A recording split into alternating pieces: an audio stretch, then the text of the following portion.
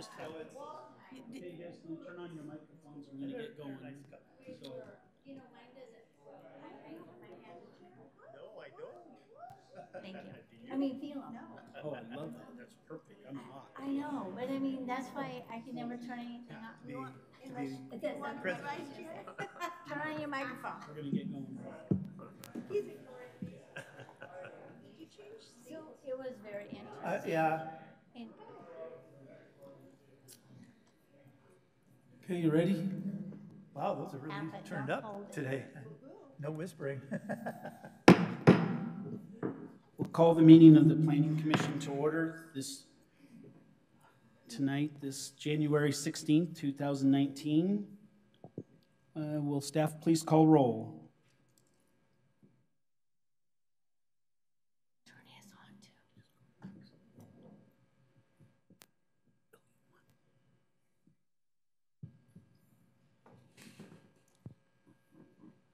Yes, I'll call roll for you. Connie Coleman-Lackady, Present. Present. James Guerrero, Present. Nancy Hudson Eccles, Present. Ryan Pearson is excused this evening, Paul Wegman, Present. Christopher Weber. Down here. You have quorum. Thank you. Approval of the December 5, 2018 minutes are before us. Looking for a motion. That we accept the minutes as presented. Thank you. Mr. Guerrero, second. Any discussion, changes? Hearing or seeing none at this time. All those in favor by saying aye. Aye. Aye. Opposed? Hearing none, the minutes are accepted as written. Any changes to our agenda tonight by staff? Mr. Daniels, we're suggesting that you move the Shoreline Master Program Periodic Review, item number 9, first bullet, and consider that before public hearings this evening. The reason being is that we have some consultants in the audience. We're paying them money, so the shorter amount of time that they are here, the less we have to pay. So we're suggesting that you move them up first, and then we'll conclude with the rest of the agenda. Okay, great. Sure will. Thank you. That'll be good. Okay, we have some procedural business tonight. We're going to vote for the 2019 chair and vice chair positions. So we'll start off with the chair position. Anyone wishing to nominate themselves or anyone else? Ms. Connie Coleman? I would like to nominate Don Daniels as chair. Any second on that? I second. Okay, any other nominations? You can nominate yourself if you wish, or any other nominations for the chair position and you can also refuse to those nominations as well, to clarify, just so you know. So no other willing, able body. Okay, so we do have we'll vote for the chair position for 2019, hearing Ms. Connie Coleman-Lackady nomination and Ms. Eccles second. So we'll vote all those in favor by saying aye. Aye. Opposed? Congratulations, Don Daniels. Did you vote to approve a pay increase as well, you know? You should have made that in the... 100% more than you Yeah, I know, 100% more as every year. Okay, we'll move to the vice chair position. Same nomination, opened up the nominations. Ms. Eccles? I would recommend Connie Coleman-Lackady for vice chair. Okay, do we have a second? I'll second. Mr. Guerrero, second. Any other nominations for vice chair? Anyone want to nominate themselves or anyone else? Hearing or seeing those, so we'll close the nominations as well. We'll vote as well for the vice chair. Mrs. Eccles made the nomination and Mr. Guerrero second. So we'll vote for Ms. Connie Coleman-Lackady as vice chair. All those in favor by saying aye. Aye. Aye. Opposed? Hearing none. Ms. Connie Coleman Lackady is vice chair. Congratulations. Wow, that was easy. Wow. Okay. Now we'll move to public comment. Anyone wishing in the audience at this particular time can come up to the podium, state your name and the city you reside, and any topic that you wish. If you have any comments to speak to my fellow commissioners. Anyone sign up, staff, did anyone sign up on public comment? But anyone else? Glenn, go right ahead. Step up and tell us your name that we... Glenn Spieth, Lakewood. I've just got a short comment. I've probably said this before to this body, many times to the council. Are you speaking Lakewood into the mic? Lakewood needs more, is it working? Yeah. Lakewood needs more home or owner-occupied residents rather than so much of the apartments. The problem with apartments is there's a lot of people that live in apartments who don't really care about the property or for the property. I get a good example of that from the kids that live in apartments near Kiwanis Park. And the graffiti that seems to be always there, covering at least one of my vehicles. The memorial rock in the park is covered with graffiti, and usually the bathrooms are covered. But I think if you have owner-occupied residents, even condos, they're a lot more liable to take care of property rather than mess it up. Thank you. Thank you for your comments. Any other individual like to speak before the commissioners tonight? Hearing or seeing none at this particular time, we'll close public comment.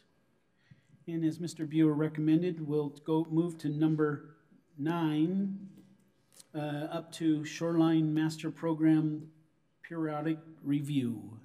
And we got Miss Tiffany? Okay. There are 2 9s. Yeah. 3 9s. Sorry for that delay, and I apologize. I will move these as soon as this topic is over with, but the point of having those maps in front of you this evening, Mr. Chair, is because they relate to the Shoreline Master Program Periodic Review. Those who came in a little bit before 6:30 saw we had an open house just before this about this same topic, and I think there's some people that were at that meeting that are also here to hear this discussion tonight. So we are doing a periodic review as opposed to a substantive update of the city's Shoreline Master Program. It was adopted in 2014, so it's about 5 years old, and the plan, is part of the comprehensive plan and the city's development regulations. It is something that is not only governed by the city of Lakewood, but once the council takes action on this package as it moves forward later this year, it actually gets approved by Department of Ecology as well. So it's somewhat unusual compared to other land use regulations where the city makes its decisions and then that's done. This is one that actually the city does it and then they have to have the Department of Ecology approve it as well. If anyone wishes to take a look at what progress has been made to date on draft documents or updates, the LakewoodSMP.org website is now live, and that's where you can find all of that, along with information about upcoming meetings. The open house tonight was the first one that was held about this. There will be a second open house also right before our Planning Commission meeting on February 20th. So that'll be from 5:30 to 6:30 again, and that one will have more detail about the actual amendments that are going to be brought forward for your consideration. Shoreline Master Program applies to shorelines of the state, so they have to be designated, and they come under a couple of different criteria. Lakes greater than 20 acres in size, streams with a flow greater than 20 cubic feet per second, and then shorelands that are within 200 feet of the ordinary high water mark, and those wetlands that might be associated with those water bodies. So, and you'll see this in larger print here in front of you as well. This is a map that shows the current designations of the various shorelines of the state within the city of Lakewood. And they do have various colors. Those mean different types of designations and rules. I don't know how many of you are familiar with the 2014 plan, but this is directly from that. And you can see the kind of olive green, that is shoreline residential. And so that's where we got most of the interest from those who attended the open house tonight, as you can imagine. There's also urban park, there's conservancy, natural designation, and a couple of others. I mentioned this already in summary, but this is required by state law, this periodic review, and it's really a procedural change. There's a couple of, I'll call them tweaks, that need to be made to the 2014 version of the plan, but it's not big substantive changes. This is not like the 2014 adoption of the plan. It's more Scrivener's types of updates. So there is a checklist that Department of Ecology provided to the city of Lakewood that explained these are the things that the department thinks the city needs to update. There's also some changes that were presented to me by other staff who deal with permitting at the city. So issues that they've come across themselves, or maybe permit applicants have come with to say, hey, this doesn't make sense, or this part of the code is confusing, those kinds of changes. And then there's, excuse me, maybe some updates to state or federal environmental regulations that need to be just reflected in the language of the plan. The outreach that's happened to date, in late November, there was a mailing out to the over 1,200 property owners that are adjacent to the regulated water bodies in Lakewood. And we probably had about 40 people today at the open house, which is a great turnout. So they obviously paid attention to that letter, yay. And then there was also outreach made to the Chambers Clover Creek Watershed Council. Some of you may be familiar with that group, but they do work within the water bodies, the streams in particular, and creeks in the city of Lakewood to clean up and restore habitat. And so they are going to be providing information to the city on projects that they've completed since the last time this was looked at, and we'll update the plan to show what's been done. At the open house today, there were some questions, and I will be doing some follow-up with those property owners and actually everybody who attended. And if it's okay, I'll CC you on those questions and answers as well, just so you're aware of what people were concerned about this evening. And then come in February 20th, as I mentioned, there'll be a second open house, and then you'll have another study session about the proposed changes. We will be doing informational updates to the city council prior to them getting it later this year, just so they know the status. And then once the council takes action, as I mentioned before, it'll go to ecology for final approval. This basically says the same thing. It's required by the state to complete this process by June 30th, and that includes their approval. So the way we have it tentatively scheduled right now is the city will finish its work by May 15th, and then ecology would have about 6 weeks to get back to the city with their decisions regarding the draft. I won't go into this in great detail, but this is the list that Department of Ecology has provided as things that Lakewood needs to update. So if, for instance, at the top, you'll see 2017, and then there's 4 or 5 items. These are all changes that occurred either by ecology's action or state statute in 2017 that obviously our 2014 plan doesn't show. So we need to make these amendments. And the first one on the right-hand side, you'll see it says we need to update it to incorporate a limit of $7,047 as substantial development, meaning someone in a shoreline regulated area can spend up to $7,047 before they're required to actually get a substantial development permit. And that's a higher number than it's been in the past. It's to reflect inflation. So that's the nature of the changes we're talking about. There will not be changes to the designations anywhere in the city. There will not be any changes to buffers or setbacks.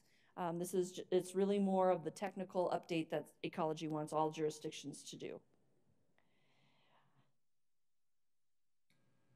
Another thing that, for instance, if you look on the page that shows 2014 and then 2011, in 2011 there was a change showing that wetlands need to be delineated in accordance to the federal wetland delineation manual.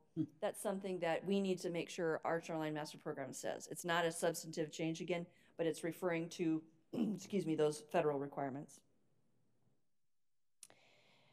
We will be comparing the Shoreline Master Program to the city's own critical areas ordinance, which was adopted a year after. We'll be looking at the development regulations and the comprehensive plan policies to make sure all of that still is in coordination and consistent. We'll look at the floodplain maps, which the city adopted after 2014. Looking at the shoreline restoration plan is the second piece to this. The shoreline master program itself is the regulatory document, and that is what governs uses and activities within these shorelines. The restoration plan is its own document, and it includes voluntary items where, whether it's the city or private property owners or groups want to do restoration projects, they have some guidance as to what they could do and where the help is needed most. That is going to get updated, and we, again, have reached out to Chambers Clover Creek Watershed to get their feedback on what's been done since 2014 and what they see as higher priority projects now. The other intent is to try to make the permit process more user-friendly. And so there are, again, those staff recommended changes that we're going to do to procedure, and those will be coming towards you, to you at the next time you talk about this. Again, this is the website, lakewoodsmp.org, and my contact information is all over that stuff. There's also up there for all of you in hard copy, the frequently asked questions sheet. So that's got my contact information, and I think it answered many of the questions that came from people that came to the open house tonight. It was able to just succinctly say, this is what we're gonna do, this is what we're not gonna do, so breathe a little easier. At this point, I'm gonna ask either Jeff or Wayne to come up and talk a little bit about the restoration plan. They are consultants that are gonna be working with the city to help make those updates. Thank you. Thanks, Tiffany. Yeah, as you may know, there was a restoration plan that was put together in 2013, and it is complete. It was complete as of 2013, and what we'll be doing, I believe, though it was never adopted. I think that there was some uncertainty about whether it was ever adopted, but it's, as Tiffany said, it's completely voluntary. And it's really just a guidance document for private individuals, but also concerned organizations like the Watershed Council, also South Puget Sound Salmon Enhancement Group, Forterra, a lot of these organizations that are involved in the community anyways, just in terms of what the priorities are, kind of sets those. And basically this time we're just going to go through, we're going to take the input we've already gotten from Tiffany, had collected from the Watershed Council, which I think is probably the primary organization. We'll also talk to some of these other organizations that I mentioned. And then, like we gathered tonight, we got a couple ideas from some of the local landowners that are having some problems with, in their cases, Clover Creek. We may fold those in as well. And we'll just go ahead and update that, and then we'll be sending it your way for adoption. And I think that's all. Good. Any questions? Yeah. Yes, Mr. Wegeman. When you say restore, what kind of things, I mean if you had your actually, view, what would you do? Yeah, I mean, I think this is good maybe to explain the reason why Ecology put this in the last update process. So this was, putting together restoration plans was part of the last update round that occurred roughly 10 years ago. And the goal of that was to meet no net loss, which was a statutory requirement from the state. And because there are a lot of things that occurred before the Shoreline Management Act went into place in 1972, and those actually cause ongoing degradation of the environment, of ecological processes. To meet no net loss, you need to do some restoration. In other words, actions that improve ecological conditions for the species of interest, which around here, salmon's the big one, but it's actually more holistic than that. And so the restoration plan, they wanted to have the jurisdictions think about what it was that they could do to improve ecological functions other places, given that there's going to be some ongoing degradation due to just what's out there. Like, for instance, you know, there's a fairly large dam on Chambers Creek, and that's an ongoing issue. And so the restoration plan is to attempt to bring that back to no net loss, that there's no net loss over time of ecological conditions. And so that's why we do the restoration plan. And restoration is trying to restore physical processes that support, critters for them to be just as happy as they were, say, 10 or 20 years ago or 100 years ago. Actually 1972, which is basically the line, because that's when they did the act. Which is like 100 years ago. Is that helpful? Well, a little bit. I just, a person landscapes their waterfront property, right? Yeah. And now is somebody gonna come and tell them, well, you gotta put all this kind of grass in there, so you got places for the little frogs and those things. And then you look at things like geese. Geese become a problem for folks. Sure. And if you remember back maybe 20 years or longer, those geese used to go down to the Yucatan Peninsula during the winter. They don't do that anymore. And so they live here, and they're kind of a frustration for our citizens that live on the water. And so you could get somebody from ecology say, well, the geese have always been here. Well, that's not true. They used to go down to Yucatan Peninsula during the winter. They didn't come here. Yeah. So who arbitrates those rules? Do we as a city fight for our citizens against the state and ecology, or how do we work that? How does that happen? Yeah, my name is Wayne Carlson. The Shoreline Management Act, as Tiffany mentioned, is adopted both by the city and the state. And so when the Shoreline Management Act, the SMP is adopted by the city and the state. When the Shoreline Management Act was initially enacted in 1971, the reason they did that kind of process as opposed to more of a bottoms-up process was they viewed these water bodies as important resources of statewide significance, and that was generally the term they used. Now, with respect to your specific questions about restoration planning, that document is really voluntary only. So there's nothing that says that those restoration activities have to occur. What it says is that these are our priorities, and if some big regional project comes through that could have an impact to the function and value of shorelines, then the city, then the applicant can know where those priorities are. Now, what Jeff mentioned when he talked about no net loss, that's no net loss of function and value, but that no net loss measurement occurred at the time of the city's adoption of the plan in 2014. So we're not taking these shorelines back to pre-Western Washington habitat type conditions. So certainly areas that are designated natural or conservancy, the threshold is higher to achieve that no net loss and to ensure that developments within those areas don't impact the shorelines, and the regulations in the Shoreline Master Program already do that. But for areas of urban residential or those types of things, the threshold is substantially lower, and so I think what you'll find through this process is essentially none of the substantive changes, none of the changes related to what an applicant will really see as they go in for an application are really going to change much as part of this process. Ecology specifically did not want cities and counties to adjust shoreline designations or to change the numeric standards for, say, impervious surface coverage or setbacks, because they knew that would throw everybody off schedule. What we did, I don't know, were any of you involved 5, 6 years? Okay, yes, Chairman Daniels was involved, but there was a predicate to everything we did 5 or 6 years ago, was that it was all based on best available science.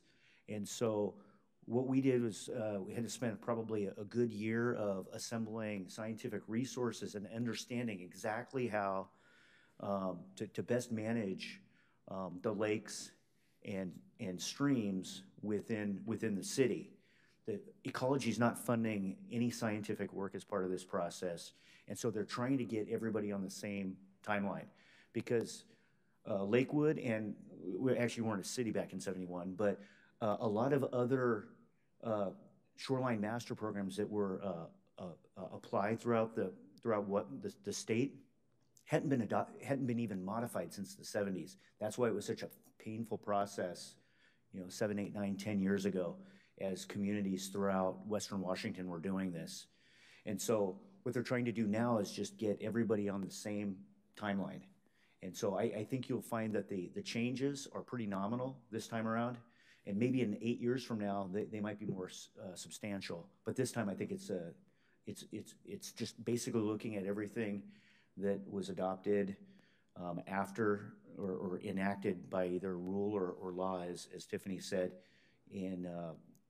after the city adopted its plan in 2014, 15, 16, 17, and 18. So a few changes there. So I guess from my perspective, I mean, you look at some of these concepts, they make a lot of sense. But then you come to the other perspective that, we could be like France, where the shorelines are public property, not private property. But in this country, much of those spaces are private property. And so now we start having a dilemma where you start mucking with private property. And so where do you get buy-in? And then just this week, you look in some decisions made in New York City by the mayor there, and this had to do with housing, not with Shoreline, but they make rules on housing, and the next thing you say, well, you're not meeting the rules, we're going to take your property. And so those are concerns for me. I don't own any property on the water, but we have lots of citizens that do. So the question is are we thinking through some of these things to make sure that we don't take the land grab? Yeah, these do not apply retroactively, so they only apply to new development. So. Yes, Mr. Buer. Regarding residential properties adjacent to the lakes and streams, in the past, we had made conditions on projects for landscaping and such. We have found that over time, it might go in and then it's removed and we never see it. And so it doesn't make a whole lot of sense to make requirements that we know that people are not going to abide by. So we ask for their voluntary compliance in as much as possible, or in the event that they're making major changes to the shoreline with rockeries and things of that nature, we may become more regulatory in nature when it comes to landscaping. So that's one side of it. But on the other side, 2 weeks ago, there was a person on Lake Steilacoom who had his tractor in the middle of the water doing work and causing all kinds of problems. And that's an easy violation. So Fish and Wildlife gets called on those real quick. So those are the violations we more apt to follow forward with. On the landscaping for amendments to single-family or additions and expansions to single-family residences, we're looking for voluntary compliance, or if we're going to make landscaping requirements, we do so with the understanding that we're looking for something that's reasonable. Yeah, again, the only reason I bring it up is I look at the role that we sit here as planning or commissioners. We're supposed to kind of look at it from the citizen's perspective. That's my thinking. And so when you're looking at private property, people get a little nervous about those kind of things. And so I think from my perspective, we just need to be cautious in that area and have some good discussion and then make sure that our citizens know that. And so I understand what Tiffany said, what they briefed now. This is mostly administrative stuff, so it's almost irrelevant. I just, as we start going down this road, it depends who gets elected. It can create problems for us or for some. The one caveat that I will also speak to is the fact that you have the Endangered Species Act at both the federal and state level. That has application too, particularly with certain types of salmon. So there we do not have a whole lot of flexibility. And we rely upon the Department of Ecology to take the lead on that, specific to requirements for local properties. Okay, thank you. Any other questions from commissioners?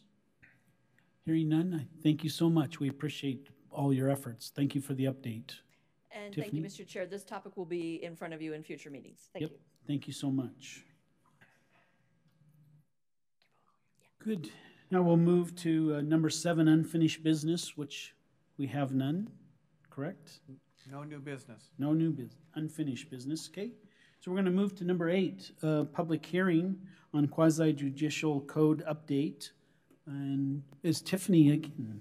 I'm sorry, Mr. Chair, I do just have a couple of introductory comments before the public hearing on Okay. this topic, if that's all right. Absolutely. Okay, so we talked about the quasi-judicial code updates at our last meeting, which would have been a while ago now. But essentially, Lakewood is not unique in having had someone ask the question and then realizing that there are 2 different types of rezones that can happen. There's site-specific ones, and then there's what are called area-wide. And the way the city is going to review them and legislate about them are different according to state statute and also according to the state Supreme Court. So if you look at the bottom there, you'll see the site-specific rezones sometimes are like legislation, other times they're like a permit, but more often than not, they're a little bit of each. It's a little bit confusing. And so what we're trying to do here is update Title 18A to reflect this change prior to the big 18A update for you, because this is something that's kind of hanging out there as needing correction rather quickly. I'm trying to get to something that I think will help everybody understand this. Give me just a second. I'm sorry. I'm going to go actually and ask you to jump to the draft ordinance, which in your packet is at, thank you. I'll look for one specific thing. Okay, if you look at page 52 of your packet, it's a definition of site-specific rezones. And this is defined based on what the state Supreme Court has said. A site-specific rezone occurs when there are specific parties requesting a classification change for a specific tract. A site-specific rezone requires 3 factors: a specific tract of land, a request for a classification change, and a specific party making the request. So if we were to look at, for instance, the 2019 Comprehensive Plan Amendment docket that came before you last fall, it had a number of applications that private parties put before you that were either a single parcel or multiple parcels adjacent. And then you had others that were coming from the city in this case that were area-wide, or that applied to the whole city or to a zone throughout the city. And so all of those that are specific to a single parcel, what comes to mind right now is, I don't want to misspeak, I'm sorry. There was one that was done by the Clover Park School District, and Mr. Wagman, don't worry, but there was one that comes to mind, and it was a single parcel down in the Woodbrook area that the request was to rezone it from public institution to IBP. On either side of that, the city also requested that change for now at least 3 parcels, if not more. Because it changed from a single parcel being requesting that to multiple parcels, that would change from a site-specific rezone to an area-wide one. And as a result, it would be handled differently going through the public hearing process. So long story short, I know you're wanting to do the public hearing for this. The idea is that if it qualifies as site-specific, it's going to be handled in a quasi-judicial manner. And it is not a legislative action by the city council. It goes to the hearing examiner. If it's an area-wide rezone, it goes through the legislative process. And so within your packet, in addition to that definition I referred you to, there's an article that came out. It's actually published by Lakewood's hearing examiner himself, Mr. Phil Albrechts, explaining what a site-specific rezone is. But then you also have, starting on page 24, is attachment B to the memo that explains the draft ordinance that you may be ready to take action on this evening. And then you'll see just the Title 18A sections that relate to this issue, because as a planning commission, that's where you have your jurisdiction. There are some other amendments being suggested to Title I, but those are things that the planning commission doesn't make recommendations on to council. So starting on page 28, you'll see there's a recognition that site-specific zoning map amendments are process 3, whereas area-wide are process 4. You'll see the appeal on the bottom of page 29 shows that the site-specific go to Superior Court. And then you'll see overlay district and discussions of PDDs. The reason this is in here is this is also related to the site-specific rezone, and this was an opportunity to clean up a couple of other things related to PDDs. So there's some changes there from 30 to 31 on to 32. And then on the bottom of page 33, again, you'll see that definition of site-specific rezone for an addition to 18A 90-200. So your hearing tonight is just comments that might come to you from anyone related to those changes to 18A. Thank you. Great. Any questions at this time? None? Okay. Good. Mr. Buer. Just for a little more background, this came up in 2018 when staff brought before you an application to process a site-specific rezone as a legislative act. And if you recall, we received quite a bit of objection to that. And as a result, the application was pulled. That was for a PDD located on Country Club Drive. And so that has been removed and is not moving forward. In the meantime, we felt it important to address quasi-judicial site-specific rezones as a part of 18A. And because it's not properly addressed, we felt impressed upon, important enough to bring it forward for consideration. So that's why it's here. If you do take action on it and the council does adopt it, it becomes a part of 18A. However, when we're doing the major update to 18A, the bigger one, which is for the entire code, you'll see it come back again a second time. Mm-hmm. And we have a different format that we will talk more about as you learn more about how the new 18A is going to look and how to use it. Good. Any questions for Mr. Buer? Okay, at this time, we're going to open up the public hearing to, let me get back here, excuse me, public hearing on the quasi-judicial code update. And at this time, anyone wishing to speak before the commissioners for this public hearing, you're more than welcome to come up to the podium, state your name and the city you reside.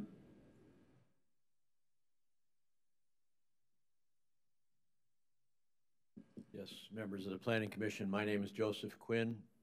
I live at 20 Forest Glen Lane, Southwest, Lakewood 98498. And I'd like to speak in favor of this change that the planning staff is presenting to you tonight and then to the City Council, because it's really necessary to do this. Most jurisdictions, Tacoma, Pierce County, places where I have appeared as a land use attorney, they've done it this way all the time when it's a site-specific rezone. If it's a map amendment, which this one was that Tiffany just alluded to, when it's a map amendment, you basically have a contested case. So you're sort of acting like judges and you're having a hearing and getting evidence. And when you're a judge, you can't really go to coffee with either side.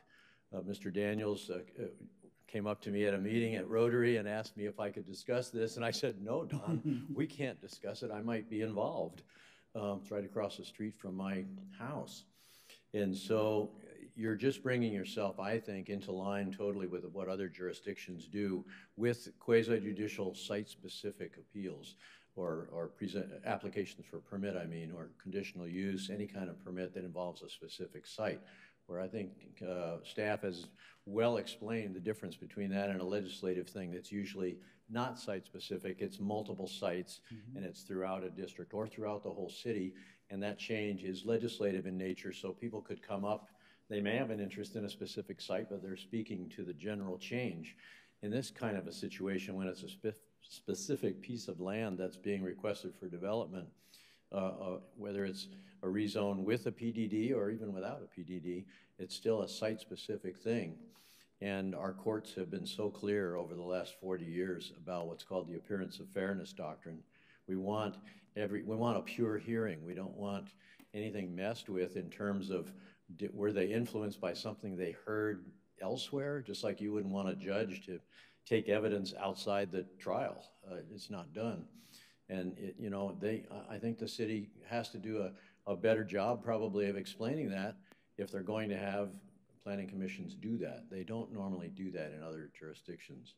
And so I think this is a great change and recommend that you pass this change in the code on the site-specific rezones. Thank you very much. Appreciate your comments. Appreciate it. Glenn, you have anything for us? Thank you for coming tonight and speaking before us, Mr. Quinn. So Tiffany, before us, we do have a draft resolution, 2019, of the resolution of the city of Mr. Lakewood. Chair? Yeah, oh, Mr. Technically, the public hearing is still open until you choose to close it. You Yep. haven't done that yet. That's Okay. just as a reminder. Right on. So at this time, does anyone request to continue or just close the public hearing at this time? Anyone have any comments or objection if we close the public hearing? Sometimes we've continued it on for written comment till the next week or the next meeting, but if you have no feelings on it, we can go ahead and close the public hearing at this particular time. Well, once we get the motion and everything in place, we can have a discussion after that, correct? Yes, absolutely. So anyone want to make a motion to close the public hearing? So moved. Mr. Weber first, a second, For what? What to was- close the public hearing. Public hearing. I'll second. Okay, so now any discussion? Mr. Wegeman, you have some Have a discussion? motion and a second then? Yes. On this resolution? No, just whether on closing, closing we're the gonna close the, comments. you just wanted to know if we're For gonna close it. clarification, you don't require a motion and a second yeah. on a public hearing. Right. All the chair needs to do is say, if there's no further comment. He's at, that Mr. public Weber, hearing- you were just, Wegeman, you were just asking if we have a discussion on the resolution is what you were saying. Is that what you were talking about? Okay. Exactly. I mean, if we're gonna have conversation as a planning commission, does that have to happen as part, inside the public hearing? I don't think so. No. And that's what I would just want to. Okay, make just sure. want to clarify. So at this time, seeing no objection, we'll close the public hearing at this particular time. So now, we do have before us a draft resolution, 2019-XXX, whatever number this is.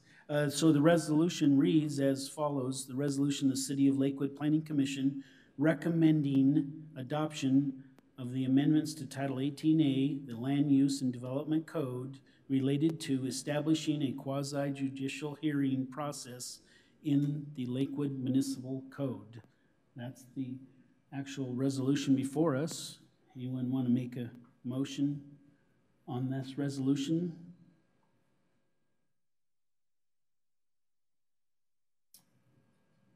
Well, anyone want to make a motion to adopt this resolution presented before? Motion that we adopt this resolution. Mr. Wegeman adopted a second. Second. Ms. Connie. Okay, Mr. Wegeman, now it's open for discussion, if you would like.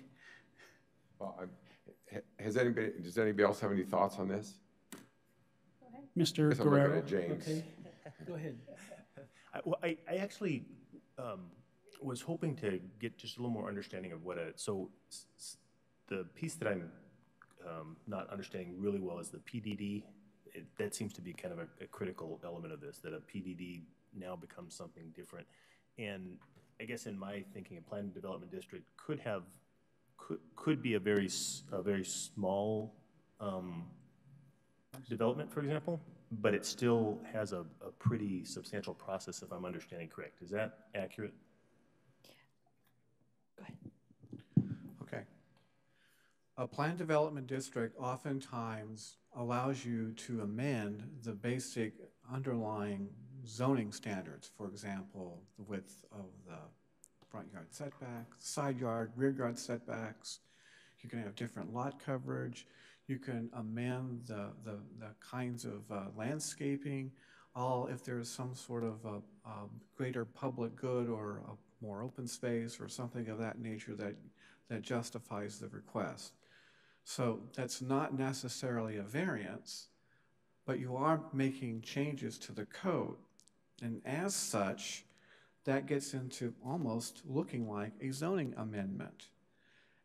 As a site-specific zone proposal, you are allowed to condition the project. So that's where the PDD and the site-specific classification kind of come together.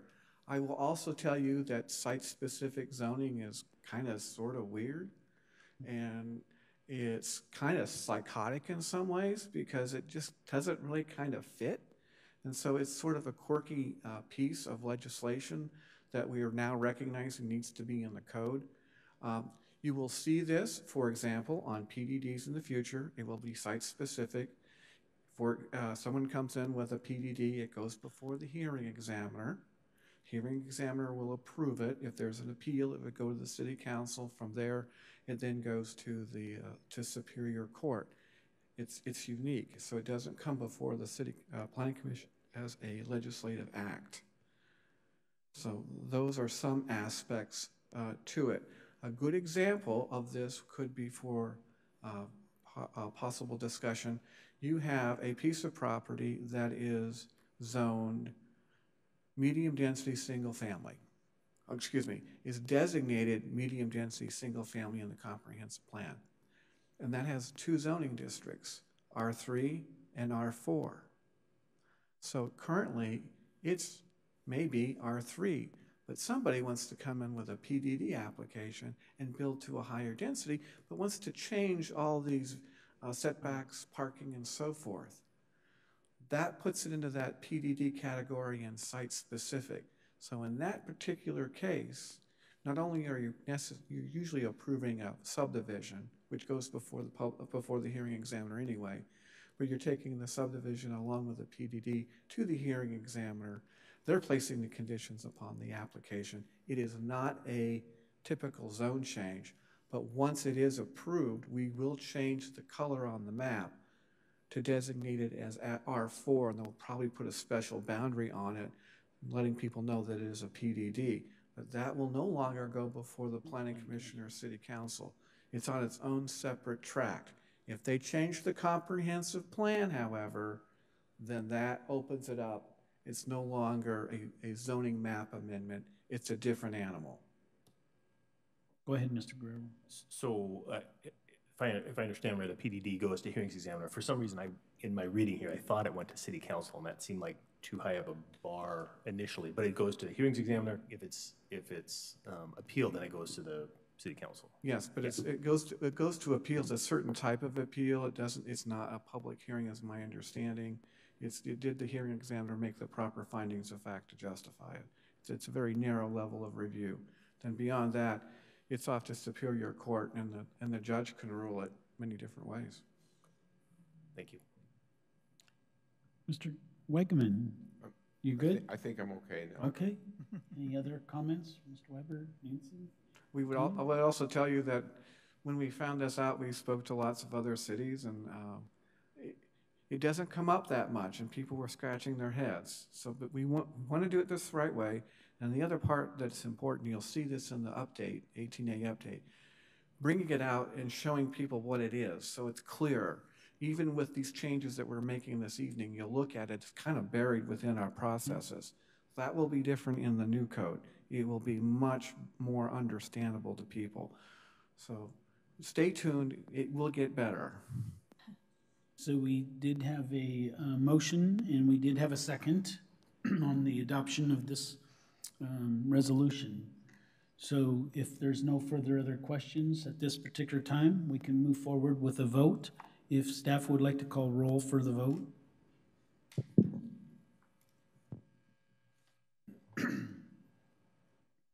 Connie Coleman Lackady, Aye. James Guerrero, Aye. Nancy Hudson Eccles, Aye. Christopher Weber, Paul Wegman, Aye. Don Daniels. Aye. Sunday. So 6 to 0. 6 to 0 pass. Thank you. Appreciate it. Okay. We go back to the agenda. And we go back to number 9 on Title 18A update. And this, Mr. Chair, thank you, Tiffany Spear, one more time. Like last year, where downtown Sylvaria plan was your favorite topic that we talked about over and over again, this year it's going to be 18A. And some of you have talked about this longer than I have because I was hired last year, but we are actually bringing to you 18A as a topic for action this year. So we started at a high level last meeting, and then today what I wanted to provide to you is just a little more detail about why we're doing these changes, and this starts on page 71 of your packet. And then also showing you a brief update. I think it's in there, I'm sorry. Shoot. I'll have to refer you to the website, but there's some graphic information about comparing between the old code and the new code, the different chapters. And also some feedback that we received last week at the industry stakeholder meeting and then the public stakeholder meeting that were held. So if you recall from the last conversation and from other discussions about this update, this is a pretty big effort. This is a comprehensive review and change to the way 18A is organized first and foremost. It actually, the majority of the changes are organizational, I'll say that. So we start with 10 chapters as it sits today. The way it's being proposed is it ends up being 11 chapters, but it's not a one-to-one correspondence. So the 10 that you have now are not exactly the same as the 10 plus 1. It's going to be different chapters throughout. And some of the chapters have more content, some of them have less. The idea, as Mr. Buer was mentioning just a few moments ago, is to really make this more readable and more user-friendly. There's far more tables as opposed to text after text after text page. And the idea as well is to correct some longstanding bugaboos in the code that both staff and applicants are aware of. So the intention is to bring this to you at pretty much every meeting between now and April. You'll have a public hearing in April, and then you decide from there how many more meetings you want after that to make sure you're comfortable and take action. Once you complete your work, of course, it'll head over to the City Council for their review. I mentioned the public outreach. There is a website for this. It's lakewood18a.org. And that also, just like the Shoreline Master Program website, is going to have draft language, frequently asked questions. It'll be updated with public hearing information and drafts of the documents as those become available. And what we intentionally are doing is we're not putting anything up there prior to you having seen it. So for instance, with last week's stakeholder group, everything was very clearly marked as preliminary. We did not post that on the website just to avoid confusion. Once we start moving forward with pieces that you will see, that will become available on the website as well. So speaking to those stakeholder meetings, we did get a pretty good turnout. There was about 15 people at the one on January 10th for the public. Some of the items that were January 10th for the industry, excuse me. Some of the things that were raised at that meeting, they wanted to, and you may have heard this before, and maybe Mr. Guerrero, you understand and feel the pain of wanting predictability, but also flexibility. So the ability to understand what a permit might, or a section of the code might require, but also having the ability to talk to staff, the director ultimately, to see if there's some discretion because of unique circumstance. So that idea of how much discretion is going to be preserved in the code was raised. There was also just some questions about the way the draft is organized and some suggestions to make it even more readable. So just it was a fresh set of eyes or two taking a look and saying, hey, you've got this over here, bring it into this chapter instead. There was a question about seismic retrofits for non-conforming uses. And if you imagine, I think since the Nisqually earthquake, there's been a lot of work to retrofit buildings, and many of those in Lakewood are old enough to where this would be required. But if it's a non-conforming use and you're not supposed to expand the footprint of the structure, if you're retrofitting it and it changes it by 6 inches or whatever it might be, does that violate the code? So those types of questions are what we got last time. And so we'll follow up with the people who asked those questions as well as bring that into the draft for you. There was a question about what constitutes a reasonable commercial use versus industrial, and are there opportunities within industrial zones to have things that might otherwise be considered commercial? So for instance, in a business park, you might have storefront space as well as warehousing. Is that okay? Those types of questions specific to certain parcels within the city.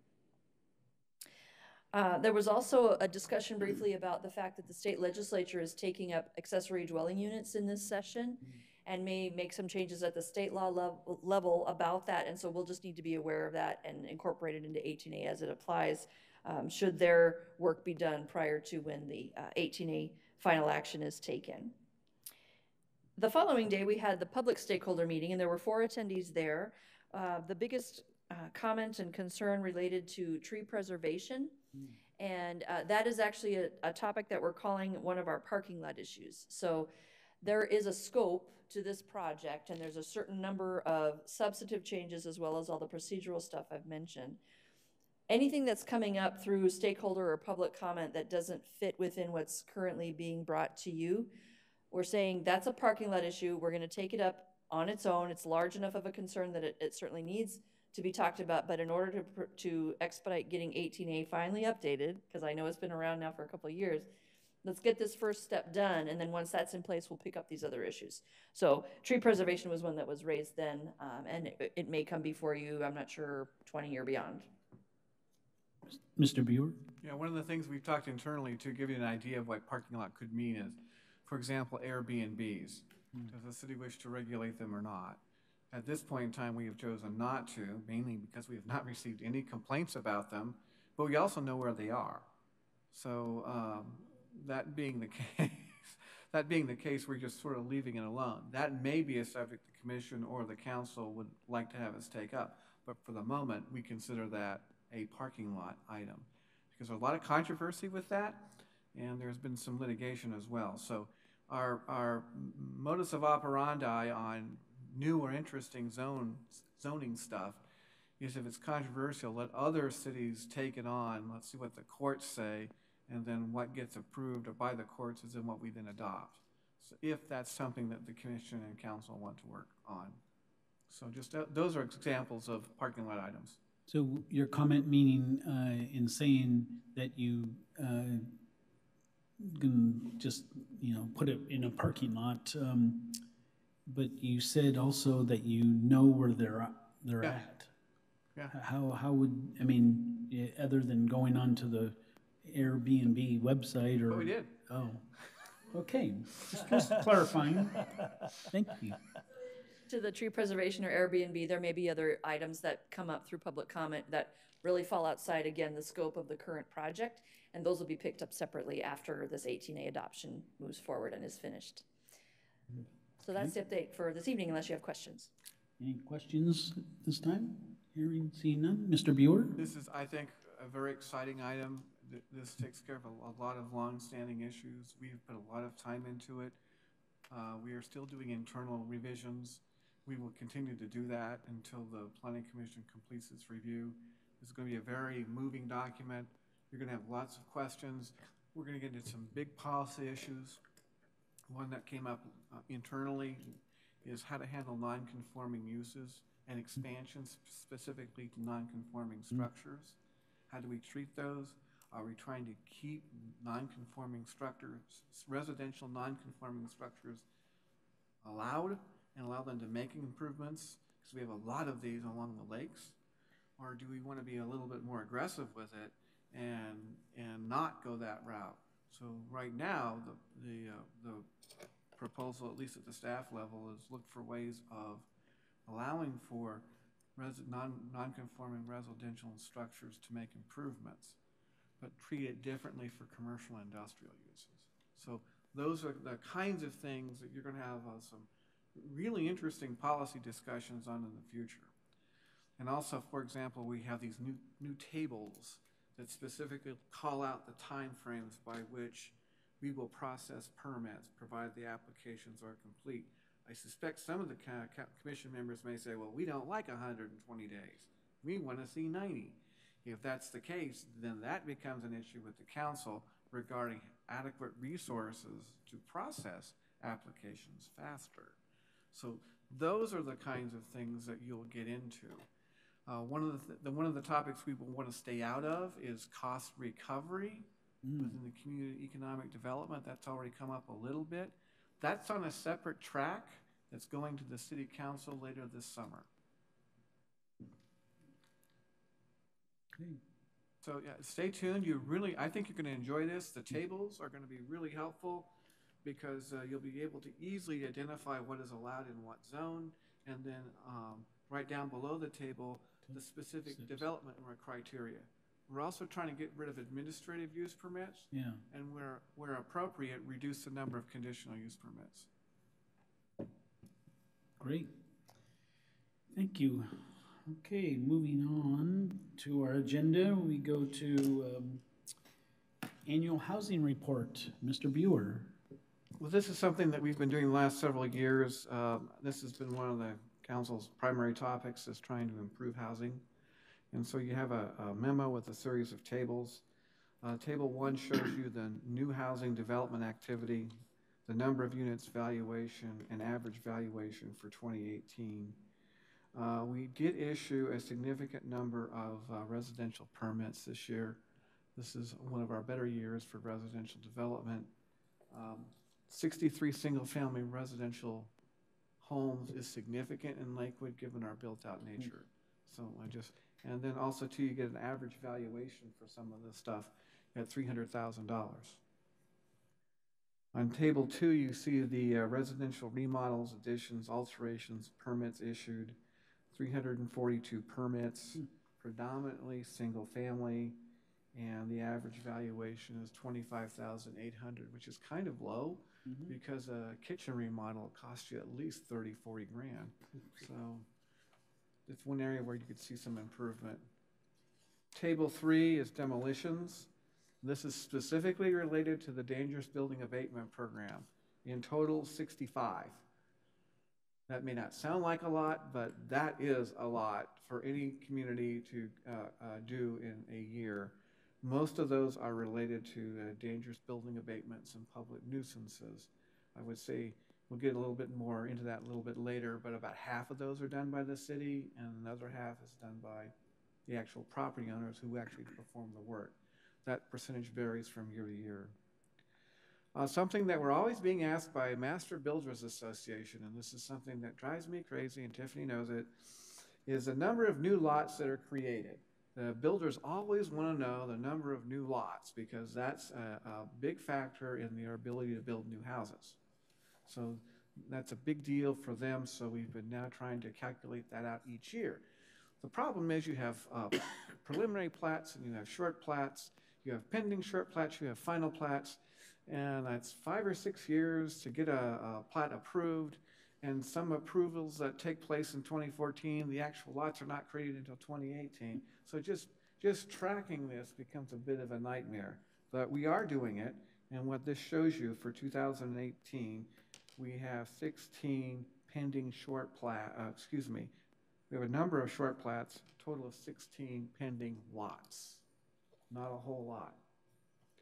And then we have preliminary short plat approvals. These are the ones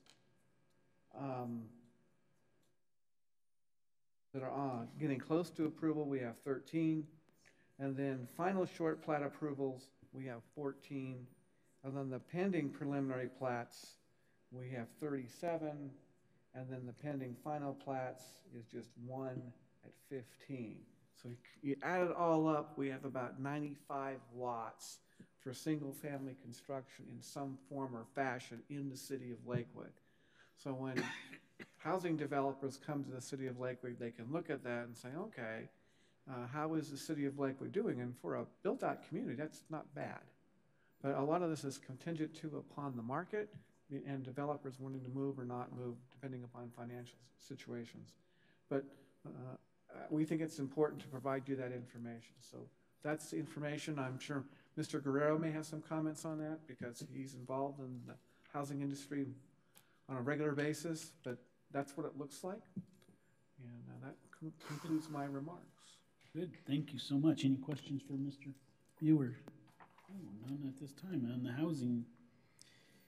So next on our agenda is the report from City Council Liaison, and I will ask, is Mr. Brandstetter going to be our 2019 Council Liaison? Or? Yes, he is. I believe that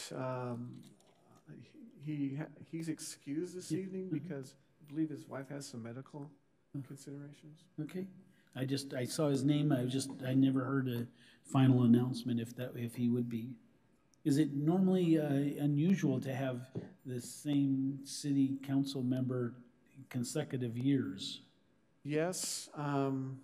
Every time there's an election, at the end of that election cycle, they will reorganize and at that time call forward for representations before each of the various boards and commissions. So Mr. Brandstetter will continue in that function unless he chooses to remove himself and somebody else wants to do it. I see. Okay. So any reports from the staff other than what we talked about tonight? Just a reminder that next meeting will continue with the Shoreline Master Program and 18A, and then we'll get on to some of the other topics later this spring. Yeah, and on 18A, we're going to see if we can't find some ways of it to communicate what we're doing. This is kind of complex stuff, and it might take you a few minutes to figure out what we're doing, but once you see the pattern, you'll understand it. So, bear with us. We're going to try to maybe use some different techniques to try to explain this. So if it looks a little rough, we're trying to find a way that it makes sense to do this, because there's a lot of moving parts. We're reorganizing, we're adding new sections, we're taking out old sections, we're adding all these new definitions, and it looks a little overwhelming at first, but when you begin to see it, you go, oh, this does work. And I would ask you to not spend too much time taking a look at the current 18A, because if you're going to compare the two, you will get lost real fast, because where it's at now will not be where it's at in the future. Great. Any other comments by commissioners to the staff? Mr. Wagaman? I just have one question. What is the purpose of 18A? The full title of 18A is the city's Land Use and Development Code. So that's everything on how to process land use permits, its setbacks, it's the 24 different zoning districts, it's a description of what those 24 zones are. It ties in the type of use and relationship to the comprehensive plan. It provides for landscaping, community design, parking. There's hundreds and hundreds of definitions. It brings in SEPA review, critical areas, floodplain regulations, adult entertainment regulations. It's the relationship between zoning and business licensing. This is where all this stuff comes together that we administer on behalf of the city. The other thing you're going to see, which is not clear currently, is what is the city's role in administrative review in the department? What is discretionary? What is not? What is legislative? This is a big job. I know, I keep saying that, but once you see it and you begin to see underlying patterns, it will begin to make sense. Well, I guess the reason I asked that question is, so as we start looking at it, what are we looking for? What's the problem we're trying to fix? The problem, we'll get into that later, but the real problem from my perspective is the readability. Most people do not understand how to use it. If you're an attorney or a land use planner, you'll get it because there's an alacrity and an organizational structure, but it doesn't work well with the public in general. And people get confused. They do not use it. They get so muddled in it, they call us up. And then they ask us to explain it. And then you have to go to this section and this section and this section. You're all over the place. And if you work with it on a regular basis, this is no problem for me. But it overwhelms the public. And one of the things that we like to do is that open the thing up so that you can read it for yourself so that you don't have to have us translate it for you. I think that's going to save the city a lot of time, because in the future, we may not have the ability to have the current number of employees that we have. Revenues for cities and municipalities in counties continues to go down, and costs for keeping employees goes up. So we're always in this mode of trying to become more and more efficient. So also a part of this is, how do you write a code so you don't need as many people to administer it in the future? One of the concepts out there is, you take a look at land use planning in Japan, it's all permitted by right. And they have a very dynamic economy, and they have less regulation than we do, but they still have some of the basics. So there's actually some elements of that process being built into this 18A update. So this is really a set of rules that say, how do we build a community? Is really what it is. And so there's some safety things involved in it. The reason we do it is certain safety issues, and then we want certain appearances, and then we make certain rules to get certain kinds of development. So that all, you're trying to get that all together, and you want to have a document that's understandable for somebody to come in and say, hey, this is what I can do. And you don't have to be smart like James, right? You're a common, ordinary person, we're hoping. Well, James knows how to use this, and I think he would say that it's complicated. It's not easy. I'm all for it, we read it.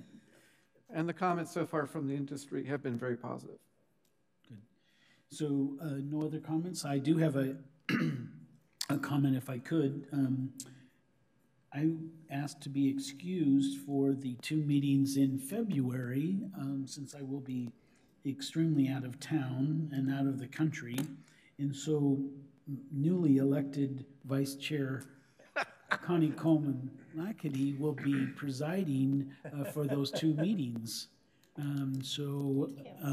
We appreciate that, and welcome to the dais here and running the meetings. So I wanted You have to have a resolution before you go on vacation. No. I planned that before I was re-elected to this distinguished chair here, so I took action upon myself before that. So I'll make a note. Miss Connie, you have rebuttal? I do have an announcement. Do you know that I just received a note from Mayor Anderson? So he's a new grandfather for Grayson Henry Pearson that was born today. Yesterday. Oh, was it yesterday? Oh. You're a day late. Sorry. Somebody told me it was today, so. Well, it could have been Commissioner. Well, we all didn't know, so. Already fallen down on the job as the vice chair. Man. You are But the. so now you can't leave. That's just to show that you're not allowed to go. There you go. Because I'm a day late. Okay, and $1 short too. And Mr. Wagaman pointed that out. Sorry. Just as a Thank you, Connie. You're welcome. Nancy and I did not know. I did not know. As And an neither FY, did Mr. Guerrera. There you go. Thank you for Yes, Mr. sharing. Buer. we did meet with Mr. Pearson to give him an intro on the commission's operations, myself and Tiffany. His wife was scheduled for a cesarean, and that's why he's not here this evening. Yep. And we've been trying to kind of gear him up for the next planning commission meeting, so he'll be ready. Okay, great. No problem. I appreciate it. So make sure that everyone's here naturally for the planning or the public hearing on the 20th of February. Let staff know so they make sure you have a quorum and notice out to the public. That's always important. Other than that, I will be here. Mr. Buer? Thing was, we go through 18A and you feel like you're being rushed and you want to slow it down, you just let us know. And Mr. Wagaman? This green sheet, the email for me on this green sheet is incorrect.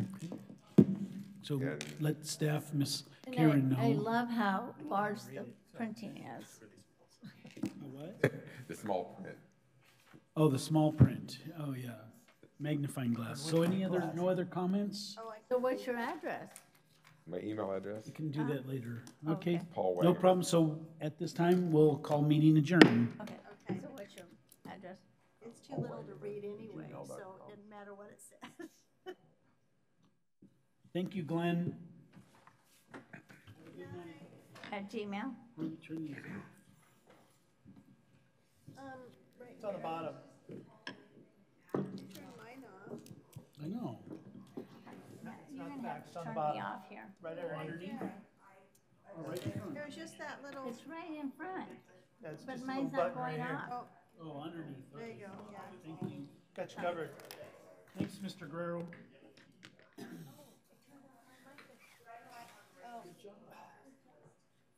It didn't turn off. Oh, guess I gotta turn this off. Mine doesn't ever turn off, it hates me. Just gotta push it to you. You guys can turn off your monitors, the lower right Lower the chairs. and your mics.